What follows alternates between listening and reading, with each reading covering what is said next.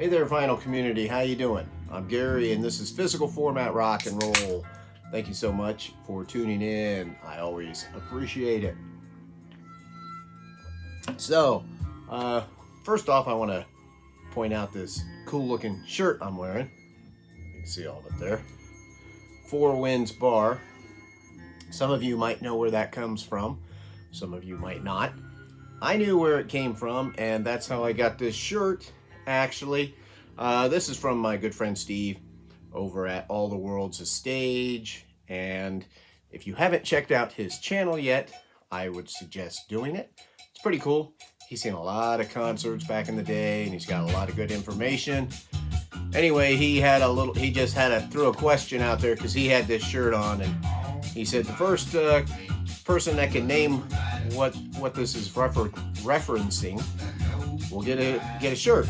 And he gave it to the first couple people, and I was one of them. Anyway, I'll leave a link at the bottom. So this is Vinyl Finds, kind of part two. Like I told you on the last one, I found quite a lot of stuff here recently in the digging through the crates. Now I will say, I don't have any really cool exotic stuff like Tuco over at Wax Ecstatic seems to have. And I also don't have those amazing kind of finds at thrift stores like Josh at the Flip Side, who says, oh, look, I found a MoFi of Rubber Soul for 50 cents at the thrift store I went to, and then 10 other records. No, that's not my thrift store experience at all. My thrift store experience is normally the records, there's no way in the world I would want them. And if I do find one, it's pretty obvious that whoever owned it previously had the record, decided, hey, I'm going to take this record out of the jacket, I'm going to lay it on the ground, and then I'm going to put some peanut butter on my bicycle tires, and I'm going to drive over this album 4 or 5 times, with my bike. And then I'm going to pick it up, and now I need to get the peanut butter off. And so I'm going to take it, I'm going to throw it in the washer with a load of towels. And then from that point, I'm going to take the vinyl out, lay it in the sun for 3 or 4 days to dry out. And then I'm going to put it back in a jacket and take it to Goodwill for some idiot to try to find it. So that's my thrift store experiences. I have to get everything from record stores, but I do have some good luck sometimes. A lot of you guys know, I'm going to show you some stuff. The jackets might not be in the best shape, but I'm going for the vinyl inside, baby. First, so I got Songs from the Wood by Jethro Tull. I have never heard this album in my life.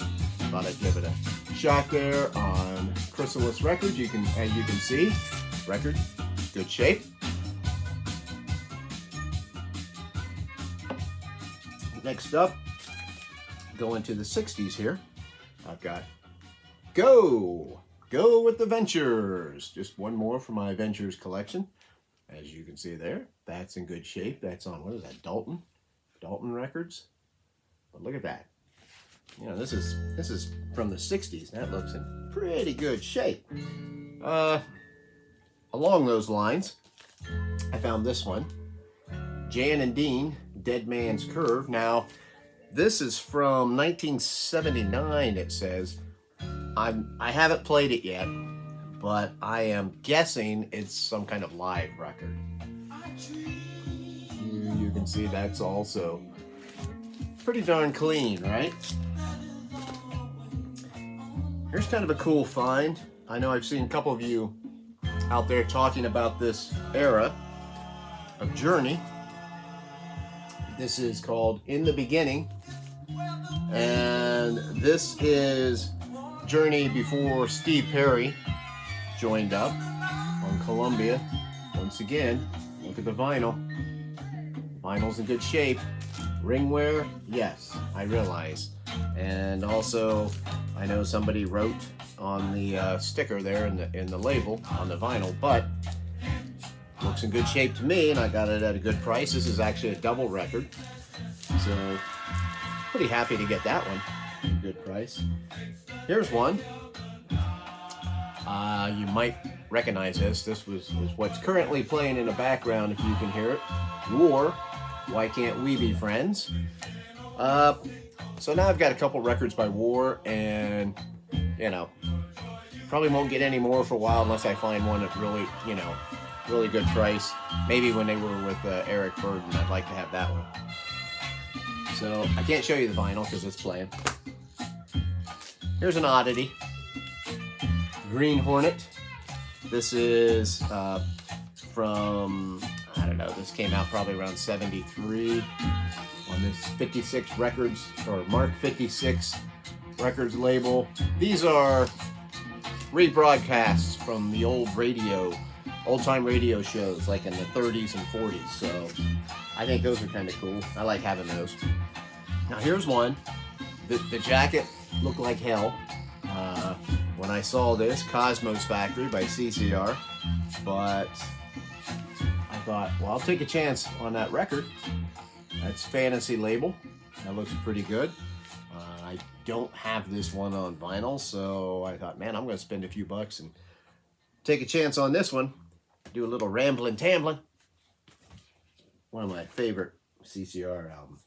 Here's one for that I got for $2, and this is called My Way to Rock, My Own Way to Rock by Burton Cummings. And I played this the other night. It's in great shape. This was really cheap. It's a pretty cool record here. I like this. And then been talking a little bit to Red Room Records about country music. And so, I don't know, I've got a couple country albums here that I found. This one's obviously super common. You know, most people out there have this one. You can always find this cheap. And I saw it for just a few bucks, so I grabbed that. Columbia Records, Red Label, beautiful shape. Willie Nelson always on my mind. Now here's one I hadn't seen before. So this is Bobby Gentry and Glenn Campbell. And this is something that they did from 1968. This is a 1968 pressing. And it's on Capitol. You can see how nice that looks. And this is pretty cool. I like this. I listened to half of it the other night.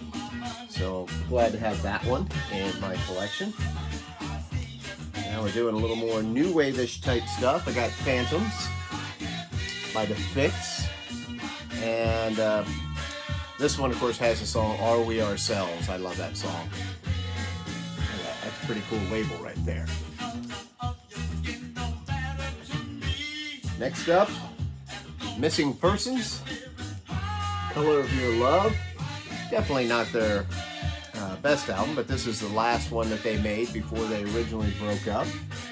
And it's on Capitol. Look how nice that looks.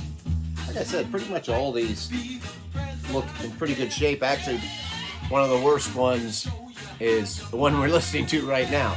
That one looked a little more rough, their War album. Rainbow, Difficult to Cure. This is Joe Lynn Turner. This is the first one they did with Joe Lynn Turner. That's on Polydor.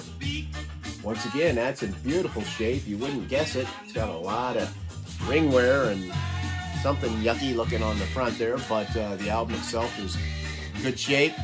Of course, this has Can't Happen Here. One of my favorite Rainbow songs. I love that song. That's on this one. And then finally, I got this. Spectres by Blue Oyster Cult. Of course, this has a Golden Age of Leather on it. And Godzilla, Are You Ready to Rock? Now, I saw this, and this looks, kind of crappy. And it's got this sticker that says, demonstration, not for sale. And I kind of thought, I bet that's probably not in good shape. But look at that. That is beautiful. That's in great shape, man. I mean, both sides are nice too. There's no scratches on it or anything. I was playing some of this. the other day. It sounded great, so really, really happy to get this, even though it doesn't look that great here inside. It's in really good shape. So those are my part two of my vinyl finds here, and I'll probably have another one later, depending on if I do any more shopping or I've got a few more I could show. So let me know what you think about some of these albums. Maybe what you found lately. If you're looking for any of these, what's up? Start a conversation. I always appreciate each and every person that watches these videos, and if you haven't subscribed, what's holding you up? Go ahead, please hit that subscribe button. And I am on Twitter and Facebook if you ever want to check me out there. Till the next time, my good friends, I will see you down the road.